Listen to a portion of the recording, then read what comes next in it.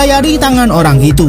Wanita yang memberikan Ichigo kekuatan tadi pun memperingatkan Ichigo untuk kabur saja, tapi Ichigo malah masih mau mencoba melawan orang itu. Dan serangan Ichigo benar-benar tidak ada apa-apanya di tangan pria ini. Sungguh keras kepala sekali Ichigo ini sampai ia masih ingin mencoba lagi menantang pemburu hantu itu. Tapi wanita yang memberikannya kekuatan itu langsung menghalaunya dan menendang Ichigo. Wanita ini pun sangat marah sekali dengan perbuatan Ichigo dan akan mengambil kembali kekuatan yang dimiliki Ichigo itu kepada dirinya. Tanpa berbasa-basi, wanita ini pun langsung mengarahkan pedang sakti milik Ichigo kepada dirinya. Namun Ichigo menyadari kalau sebenarnya perbuatan wanita itu adalah untuk melindungi Ichigo, agar Ichigo dapat menjalani kehidupannya yang normal lagi tanpa harus memikirkan segala hal tentang pemburuan hantu yang sebenarnya tanggung jawab wanita ini. Ichigo pun langsung terbangun dari tidurnya dan kini ia sudah tak lagi mempunyai kekuatan untuk melihat hantu dan mulai menjalani kehidupannya dengan normal kembali di sekolahnya. Karena film sudah selesai, kita lanjut film berikutnya.